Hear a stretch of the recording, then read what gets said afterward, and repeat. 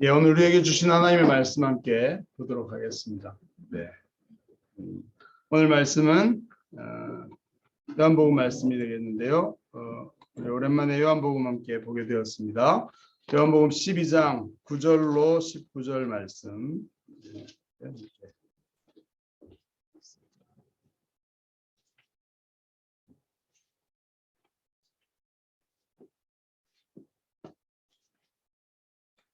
함께 한 절씩 교독하도록 할게요.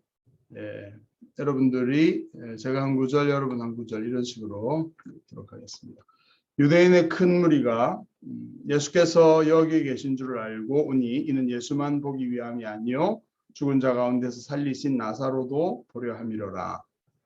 그의 제사장들이 나사로까지 죽이려고 모의하니 나사로 때문에 많은 유대인이 가서 예수를 믿음이로라. 그 이튿날에는 명절에 온 큰 무리가 예수께서 예루살렘으로 오신다는 것을 듣고 종려나무 가지를 가지고 맞으러 나가 외치되 호산나 찬송하리로다 주의 이름으로 오시는 이 곧 이스라엘의 왕이시여 하더라. 예수는 한 어린 나귀를 보고 타시니 이는 기록된 바 시온 따라 두려워하지 말라 보라 너희 왕이 나귀 새끼를 타고 오신다 함과 같더라. 제자들이 처음에 이 일을 깨닫지 못하였다가 예수께서 영광을 얻으신 후에야 이것이 예수께 대하여 기록된 것일과 사람들이 예수께 이같이 한 것임이 생각났더라.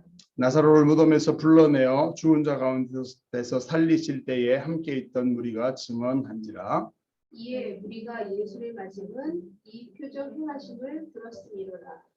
함께 바리새인들이 서로 말하되 볼지어다 너희 하는 일이 쓸데없다. 보라 온 세상이 그를 따르는도나 하니라. 아멘.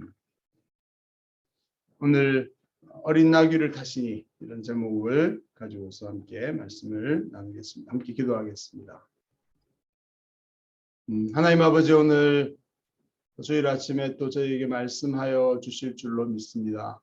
부족한 자를 세우셨으니 또 준비한 말씀 나누기에 부족함이 없도록 성령께서 생각날 것과 말할 것을 주시기를 바랍니다.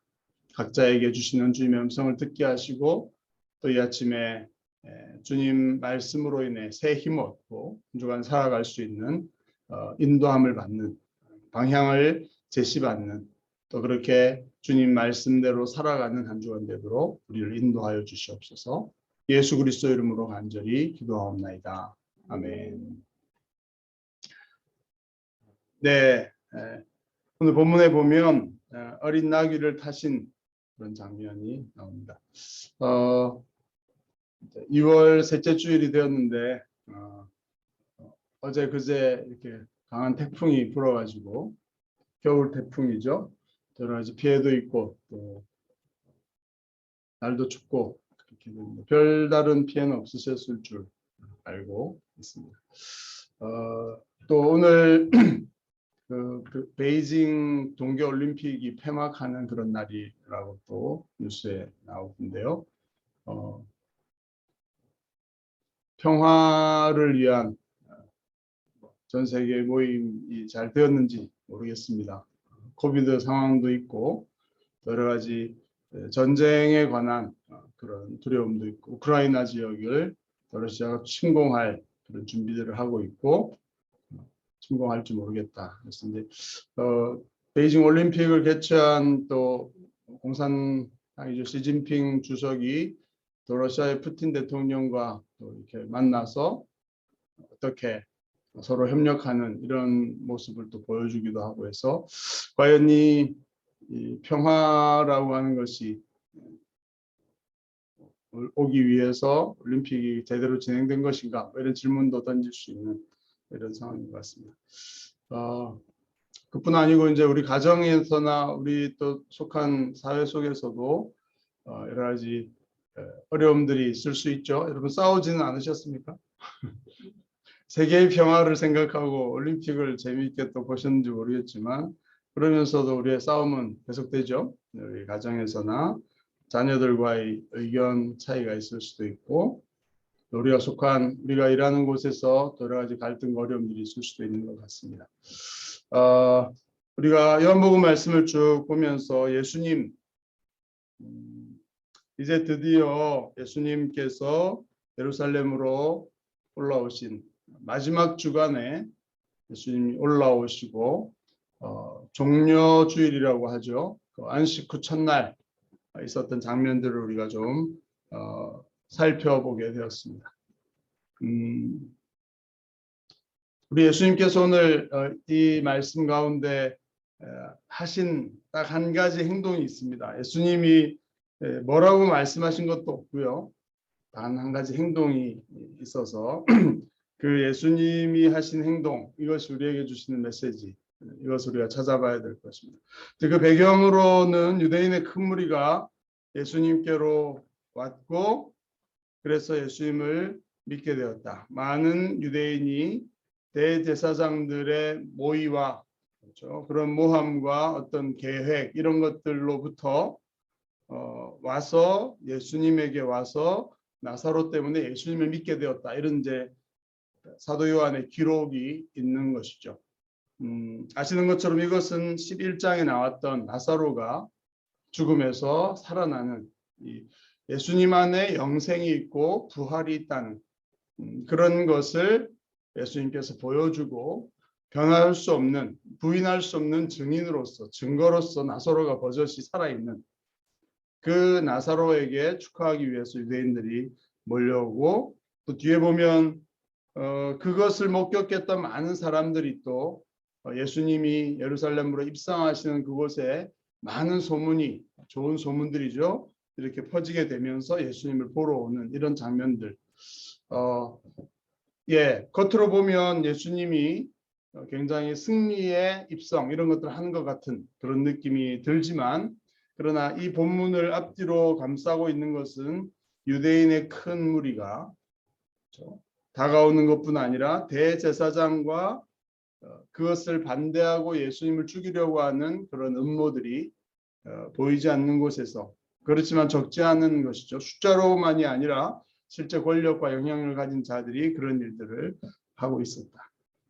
그러나 그럼에도 불구하고 많은 유대인이 가서 예수님을 믿게 되었다. 이런 이제 배경. 근데 이게 좋은 것으로 가면 좋은데 이제 이것이 대제사장들이나 정치 지도자들, 종교 지도자들에게 굉장히 거부감과 거슬리게 만드는 그런 사건이 되었다. 이런 것들을 알 수 있습니다.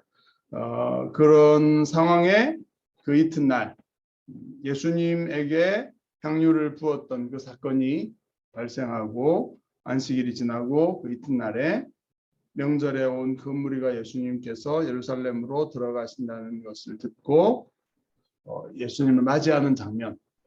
뭐 제자들이나 예수님을 따르던 자들 큰 무리들 입장에서는 뭐 굉장히 큰 그런 의미가 있고 뭐 마치 승리한 것 같은 그런 착각이 될 만한 그런 정도의 규모였던 것 같습니다. 그래서 그 예수님을 따르는 사람들이 만들어낸 어떤 것이라기보다는 그것보다 훨씬 더 큰 무리였다 하는 것들을 사도 요한 밝혀주고 있는데 그것이 이제 나사로가 다시 살아난 이 사건과 관련해서 많은 무리들이 이렇게 예수님에 대한 좋은 소문을 듣고 맞이했다 이런 것들로 보여집니다.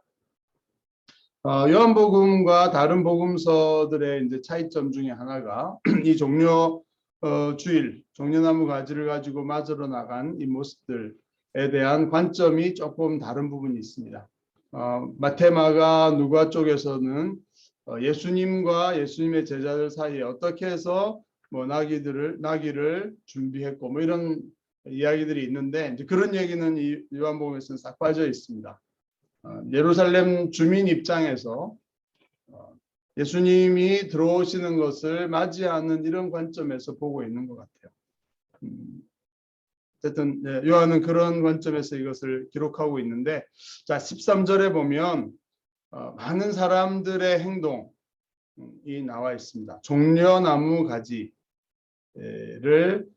일종의 야자나무 이렇게 나무 줄기가 이렇게 길쭉한 그런 나뭇가지들을 사람들이 가지고 와서 맞으러 와서 외쳤습니다. 호산나라는 말을 외쳤죠. 우리가 뭐 호산나 이런 찬양 많이 부르고 있는데 이제 이게 어떤 의미인가? 또 종려나무 가지를 이렇게 가지고 사람들이 나온 것은 무슨 의미가 있는가 이런 것들을 좀 생각할 필요가 있습니다. 아시나요? 네. 그 곳에는 종려나무가 많았기 때문에 뭔가 표현하기 위해서 이런 것도 있겠지만 이 유대인들의 기록이나 이런 거 보면 이 승리한 왕의 입성을 축하하고 환영하는데 이 종려나무 가지가 사용이 되었다는 것이죠. 그래서 옛날에 예수님 당시보다 뭐 100몇십 년 전, 170년 이렇게 마카비 혁명 이런 게 있었거든요. 그래서 성전 수전절 이런 얘기도 있었죠. 오염된 이방 헬라 왕에 의해서 짓밟힌 성전을 되찾기 위해서 제사장의 아들들이 봉기해가지고 몰아내고 100년 정도 유대인 제사장 중심의 왕국을 이렇게 했던 이 하스모니안 왕조라고 하는 이런 게 있었는데 그 혁명을 성공한 아들이 성에 입성할 때 그때도 이 종려나무 가지를 들고 맞이하면서 왕으로서 승리한 왕을 환영하는 이런 데 이제 사용했다는 기록들이 있습니다. 그래서 예수님이 예루살렘으로 입성하실 때 메시아라는 고백인 것이죠. 당신은 왕이시다. 그리고 당신은 승리한 왕이다. 이렇게 외치는 그것을 기대하는 것이었겠죠. 이 6월절에 이것도 의미가 시점도 의미가 있죠.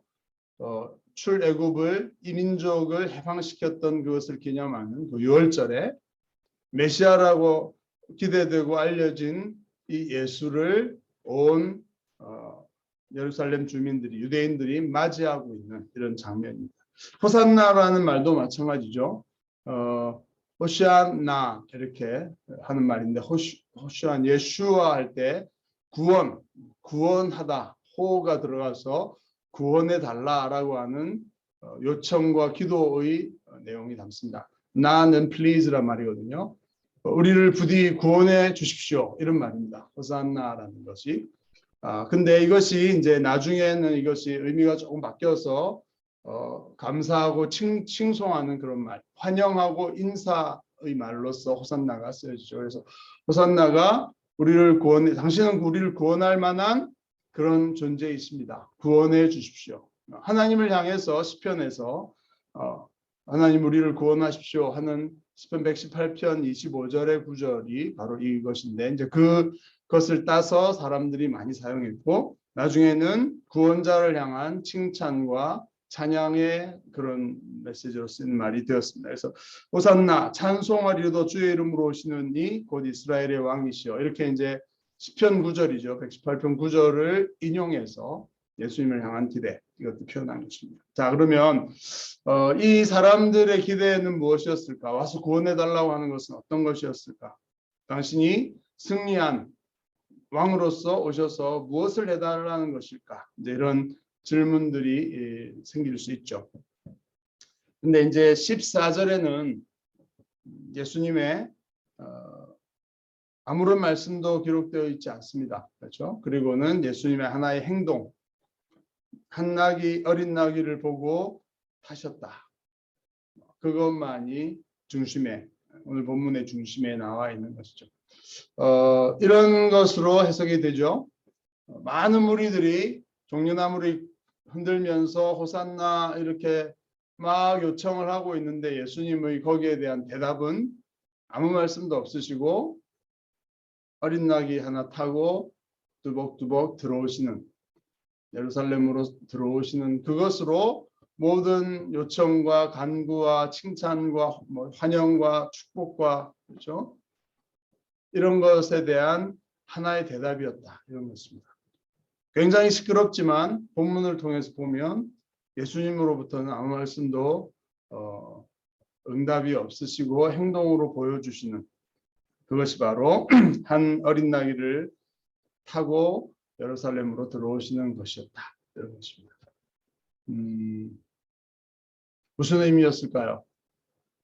예수님이 아무 말씀도 하지 않고 그 수많은 무리의 요청과 기대에 대해서 어린 나귀를 타고 들어오시는 말씀은 사실은 하셨는데 요한복음에는 기록을 하지 않고 있는 것이죠.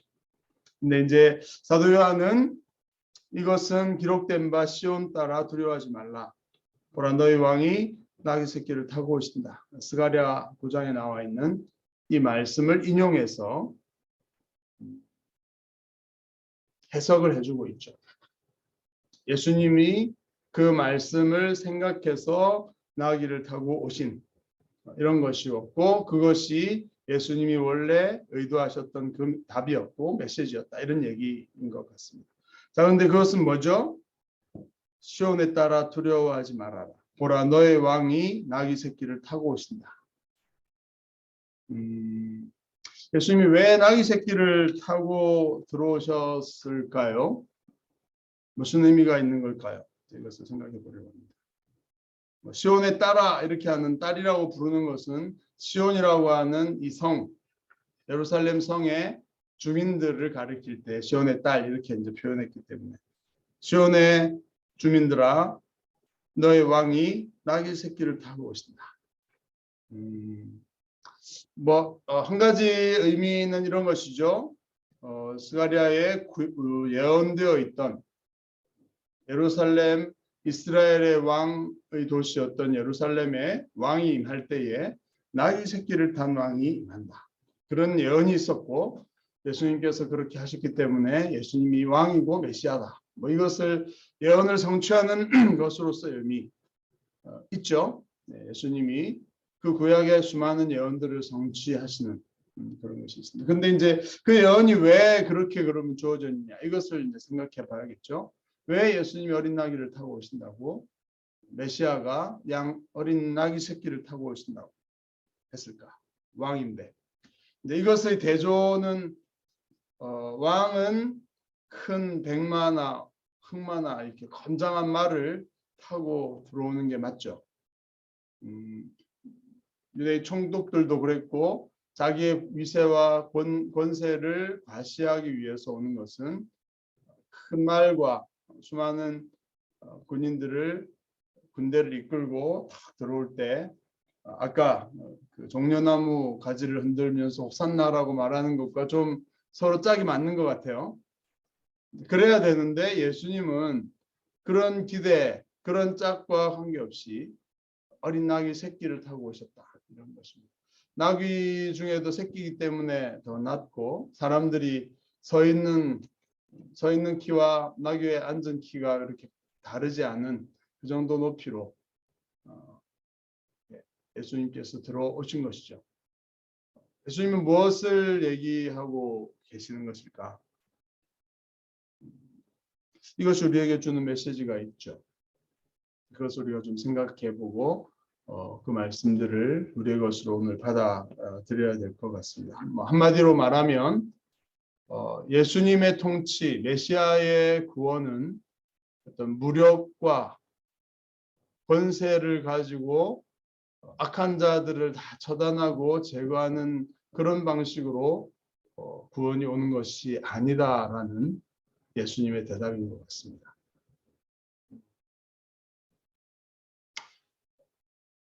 예수님의 제자들도 잘 몰랐던 것 같고 그들도 똑같이 기대했죠. 그 당시 상황 우리가 아는 것처럼 로마 제국에 의해서 식민 상태였고 이스라엘에 필요한 구원은 그런 것이었습니다. 요한복음 6장에서 억지로 예수님을 임금으로 앉히려고 했던 무리들, 갈릴리에서 있었던 오병이어의 사건, 그 무리가 또 생각이 나죠.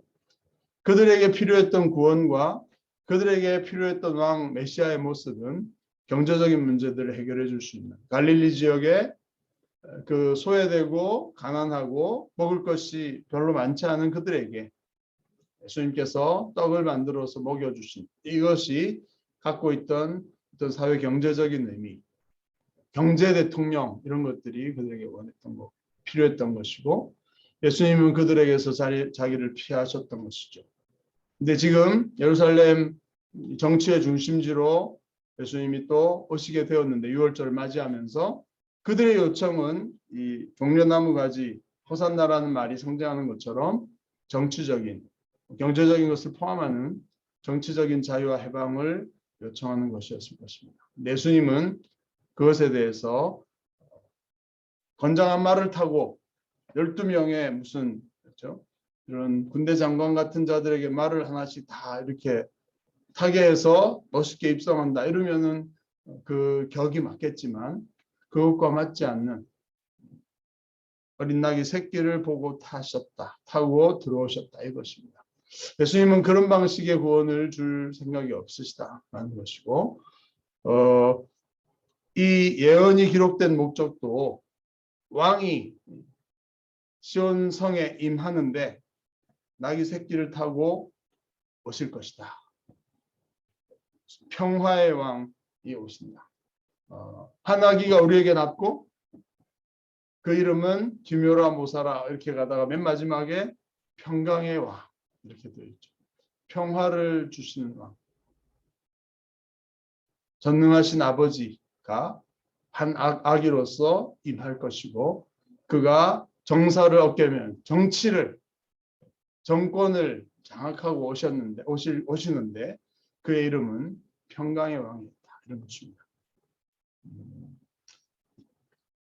예수님께서 행하시고 계시는 것이 바로 그런 것이었다는 것이죠. 우리의 삶에도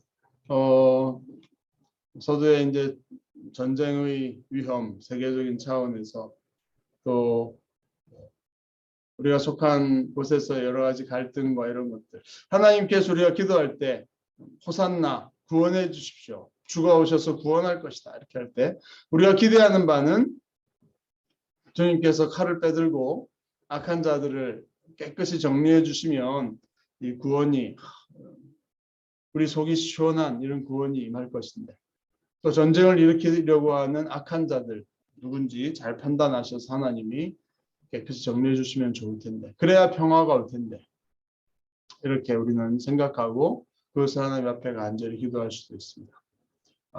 우리 개인의 마음의 평화라든지 우리 가정의 평화를 위해서도 뭔가 이런 문제가 해결되면 하나님께서 진정한 어떤 구원과 평화를 주실 수 있을 텐데 하는 것을 가지고서 우리가 어떤 걸 결정하죠.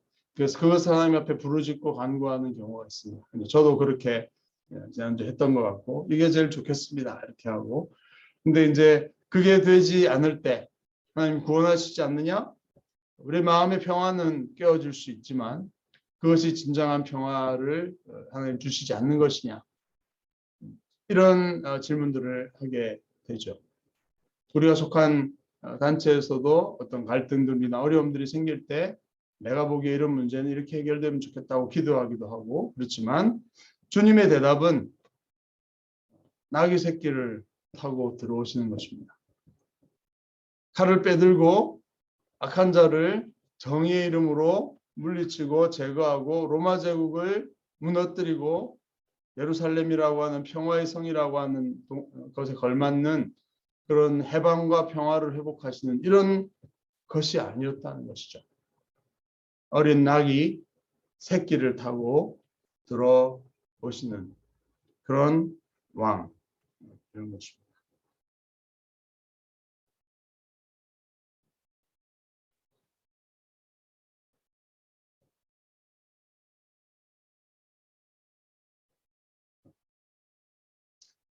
좀 제자들은 아마 분위기가 막 떠 있어가지고요.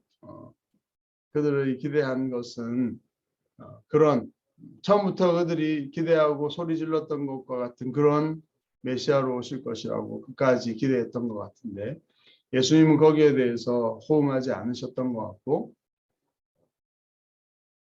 나귀 새끼를 타고 들어오는 모습으로서 하나님께서 구약에서 보내실 메시아의 어떤 본질, 본성, 그 사역의 핵심 이런 것들을 나귀 새끼를 타고 온 왕으로서 제시한 것처럼 예수님도 그것을 기억하시고 거기에 충실하게 행동하시고 그것으로 답변을 대신하시는 이런 모습들을 보게 됩니다. 오늘 우리에게도 주님은 그렇게 대답하시면 우리는 상당히 실망할 수 있고 또 기대한 것과 달라서 좌절감을 느낄 수도 있고 하나님을 향해서 마음의 평화가 깨질 수 있죠. 근데 진정한 평화는 무엇인가 하는 것들에 대한 주님의 대답을 이 시간에 생각하는 것입니다. 나중에야 제자들은 그것을 깨달은 것 같고요. 또 이런 분위기들, 더 많은 사람들이 나사로의 소문 얘기를 듣고서 무리의 증언들을 보면서 분위기는 더 달아오르고 흥분하고 기대하고 소리가 커졌을지 모르지만, 그래서 바리새인들이 이렇게 말하죠. 너희 하는 일이 쓸데없다. 온 세상이 그를 따른다. 과장해서 예수님을 죽이려고 했던 사람들 스스로에게 아무 소용이 없다. 이렇게까지 하는 일들이 발생했었다. 이렇게 앞뒤로 이 바리새인들의 이런 음모들이 나와 있는 이런 가운데서 예수님은 크게 높임을 받고 마치 이런 것처럼 들려지지만, 그 가운데 핵심은 예수님이 나귀를 타고 들어오시는 그런 모습에 현혹되지 않으시고 주님의 길을 가신다, 이런 것입니다. 오늘 이 말씀을 좀 마무리하면서 아주 심플한 주님의 한마디 말씀도 없으신 말씀, 이것이 우리들이 기대하고 있고 우리 자녀들에게나 우리가 속한 직장에서나 우리나라의 문제나 대통령 선거에서나 여러분들이 기대하고 이렇게 가야 된다, 이렇게 하는 생각들이 다 있을 수 있는데, 그래야 진정한 평화가 임할 것이다, 이런 방식으로 이렇게 하는 것에 대해서 주님이 생각하시고 가시는 길, 우리의 기대와 많이 다를 수 있다 하는 메시지인 것 같습니다.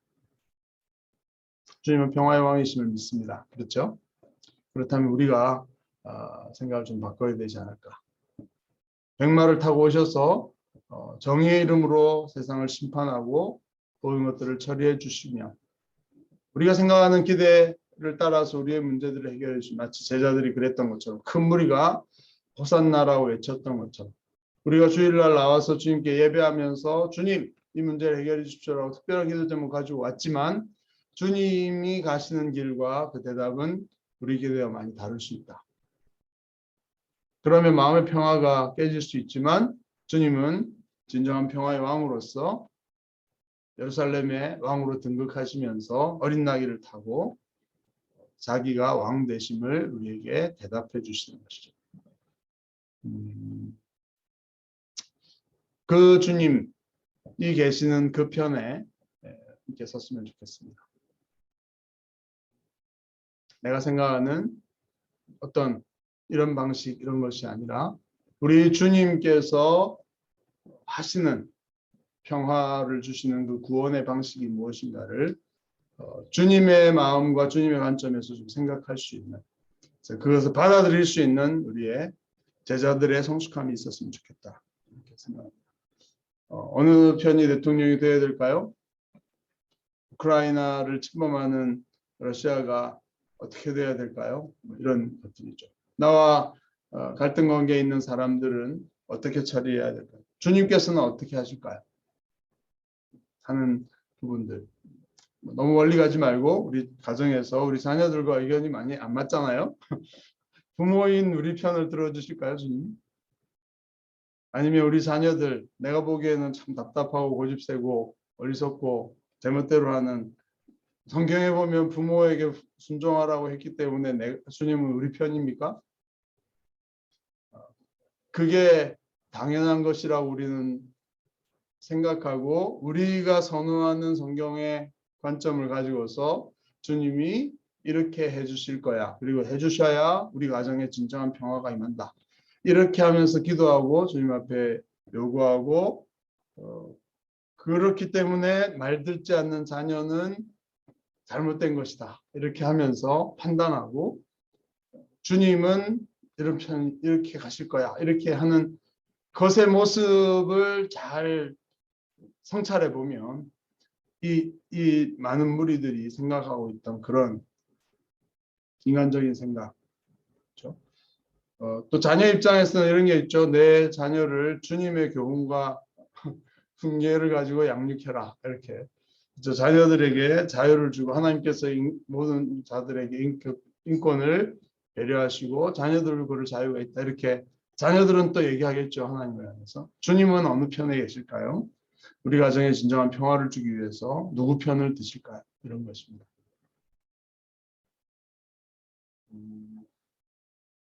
나귀 새끼를 타고 오신 주님. 이제 그 미로슬라브 볼프라고 하는 사람이 쓴 배제와 포용이라고 하는 책이 있습니다. 상당히 어려운 책이라고 알려져 있는데 그것은 굉장한 고민에서 나온 대단한 신학자였고 예일에서 가르치는 신학자이고 근데 이제 뭐죠? 유고슬라비아 연방에서 전쟁, 인종 청소 이런 코소보 사태 이런 거 들어보셨죠? 거기에서 한쪽 편 크로아티아 출신인 이 사람이 세르비아 군인들이 와서 엄청나게 서로 다른 민족이라는 이유로 내전이 일어나고 인종이 다르다는 이유로 이렇게 죽이고 살인하고 강간하고 막 이런 것들을 경험했던 이 트라우마를 가지고서 그리스도인으로서 그들을 원수 같은 그들을 어떻게 할 것인가. 우리와 친일 일본과 관계보다 더 심한 지경으로 갔던 그런 것들을 경험한 이 사람이 어떻게 하는 것이 진정한 평화고 복음을 믿는 우리가 어떤 마음을 가지고 그 원수 같은 자들을 대할 것인가. 이 자기 고민으로부터 하나님은 어떻게 어느 편에 계시느냐. 배제시켜야 되냐. 포용해야 되냐. 십자가 복음의 정신은 무엇이냐. 이걸 가지고서 굉장히 정밀하게 뭐 쉽게 말하면 이런 것입니다. 원수를 사랑하라는 게 복음이 맞는데 그렇다고 우리가 무조건 사람들을 포용하고 용서해 줘야 되냐? 아니면 어떤 조건이 있어야 되냐? 하나님이 회개한 자들, 죄를 인정하고 돌아선 자들만 용서하시고 그렇지 않은 자들은 심판하시는 그런 것이라면 우리도 조건적으로 우리에게 잘못했다고 용서를 구하는 사람에게만 용서해 줘야 되냐? 아니면 무조건 그들을 포용해야 되냐? 이런 복음의 정신이 과연 무엇이냐 이런 것들이 있죠. 자녀들에 대해서도 무조건 용서해 줘야 되는 게 맞습니까? 아니면 잘잘못을 처음부터 끝까지 다 가리고서 정의를 시행하는 것이 복음의 정신이 맞습니까? 뭐 이런 질문 속에서 굉장히 복잡하고 쉽지 않은 주님을 따르는 제자의 모습 그리고 주님께서 어느 편에 설 것인가 하는 질문을 가지고 있는 것입니다. 뭐 정답은 이런 것 같아요. 저도 자세히 읽어보지 못하고 그렇지만 우리의 태도는 무조건적인 포용의 마음을 가져야 된다. 그러나 우리가 할 수 있는 어떤 우리가 판단하는 위치가 아니라 하나님께서 심판하시는 위치에서는 무조건 다 용서해 주지 않으시죠. 그건 하나님께 달려 있습니다. 그러나 우리와 하나님의 자리를 이렇게 혼동해서는 안 되는 것이고 우리는 포용하려는 태도를 가지고 복음의 정신으로 가야 된다. 예수님께서 나귀 새끼를 타고 겸손하게 그들의 죄악을 자신이 대신하기 위해서 자신을 선한 목자로서 내어주시는 이런 주님의 뒤를 따라가야 된다. 그러나 그 순간도 예수님도 구원자로서 하셨지만 심판을 하나님의 손에 맡기고 자신에게 주어진 일을 가시는 이런 것이었던 것이죠. 쉽지 않은 결론이긴 하지만 주님께서 계시고 주님께서 가신 그 길을 따라가는 것이 맞고 그것이 진정한 평화의 통치를 행하시는 주님의 편에 서는 것이다. 이런 부분입니다. 그래서 저도 개인적으로 이렇게 겪고 있는 우리 문예원이라고 하는 이 조직 속에서도 막 갈등들이 있어요. 이게 뭐 어떻게 될 것이냐 이런 속에 있고 저도 좀 중요한 어떤 리더십을 가진 입장이기 때문에 어떻게 할 것인가 이런 고민들을 또 하고 있는 문제이기도 합니다. 저는 되게 중요한 시점인 것 같아요. 여기서 배제가 아니라 포용으로 가야 된다. 이게 꼭 예수 믿는 조직이다 이런 게 아니지만 이 조직이 정말 평화를 이루고 원하는 대로 성장하고 발전하고 영향을 끼치고 선한 어떤 영향을 끼치기 위해서는 이 복음의 정신, 배제와 포용이라고 하는 그 주제가 또 오늘 평화라고 하는 이 예수님의 나귀를 타신 모습이 보여주고 있는 그 진리, 그 원리를 따라갈 때에 이 문예원이 어떤 편파적인 어떤 섹트에 머물지 않고 모두를 커버할 수 있는, 그리고 이제 멀티컬처럴하게 영향을 끼칠 수 있는 어떤 힘, 이런 것들로 발전할 수 있는 굉장히 중요한 전환점에 있다는 생각들을 합니다. 그래서 오늘 이 말씀을 가지고 저도 생각이 깊고, 또 제가 어떤 할 수 있는 방법으로 진정한 발전을 이루기 위한 이런 기여를, 제 직장이죠, 직장 속에서 그 일을 해야겠다 하는 주님의 은혜를 구하게 되는 말씀으로 봤습니다. 그뿐 아니라 우리 교회도 어떤 성장과 변화와 또 다양한 사람들을 품을 수 있는 그런 카페 교회라고 하는 것이 쉬운 일이 아니죠. 센터 처치라고 하는 팀 켈러 목사님의 그런 영향을 받고 이제 이 교회를 시작한 면이 있는데, 다양한 교단과 다양한 사람들, 아직 믿거나 안내한 사람들이 누구나 와서 복음을 들을 수 있고, 그럴 수 있게 섬길 수 있는, 하나님께서 정말 기뻐하시는 그런 열려있고 그릇이 큰 그런 교회로 나아가기를 원합니다. 다음 세대를 품을 수 있는. 그러기 위해서도 이 태도들, 소위 꼰대가 아니라, 내가 하나님 앞에서 내가 독선적이고 옳다 이게 아니라, 하나님이 어떤 편에 서시고 주님께서 어디에 계시는가 하는 것들을 생각하면서 주님의 뒤를 따르고 주님의 마음과 주님의 태도를 가지고 사람들을 품고 그들을 섬기고 포용하려고 하는, 복음 안에서 그리스도의 마음으로 나귀를 타고 십자가의 길을 걸으려고 하는 이런 태도들을 가졌을 때, 우리가 이해할 수 없고 받아들일 수 없는 다양한 고집과 아집을 가진 다양한 사람들을 품을 수 있는 교회가 될 수 있고, 거기에 주님이 함께 계십니다. 이 사실을 우리가 꼭 기억하면 좋겠습니다. 이 마음 가지고서 다 같이 어린 나귀 하신 주님의 뒤를 따라가고, 그분께 어떤 종려나무를 흔드는 그런 것이 아니라 겸손히 주님의 뒤를 따라가며 주님의 참된 평화들을 이 땅에 일구어 나가는 그런 주님의 제자, 그 제자들의 공동체로 나아갔으면 좋겠습니다. 우리 가정에서도 그랬으면 좋겠고, 그래서 좀 열려있고 뭐 복잡한 얘기들도 가정에도 있지만 정말 주님 앞에서 겸허하며 주님이 인정하시고 주님께서 대하시는, 자녀들을 대하시는 그곳에 그 마음으로 부모가 있어 준다면 진정한 평화가 우리 가정에, 자녀와의 관계 속에서 있을 것이다, 이렇게 생각을 합니다. 쉽지 않은 일이지만 그렇게 주님의 뒤를 따라가는 결단, 그래서 참 평화를 보고 그 평화가 확산되어지는, 그래서 우리 가정과 사회와 우리나라와 세계에까지 그 평화가 이 복음 안에서 이루어지는 그런 일들을 함께 볼 수 있기를 주님의 이름으로 축원합니다. 기도하겠습니다. 큰 무리의 높고 큰 기대, 그 큰 함성 속에서 아무 대답 없이 어린 나귀를 타고 성으로 들어오셨던 주님의 온몸으로 하신 대답이 우리에게 큰 반향이 될 수 있기를 바랍니다.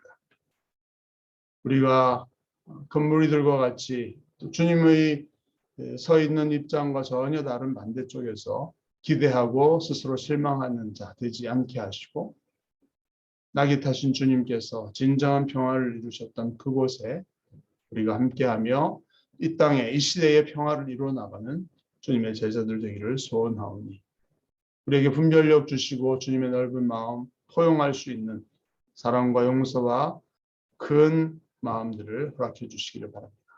한 주간 살아가는 곳곳에서 우리의 가정과 사회 곳곳에서 이 평화를 이루어 나가고 또 평화를 확장해 나가는 그런 주님의 제자로 우리를 써주시기를 원합니다. 감사하신 예수님의 이름으로 기도하옵나이다. 아멘.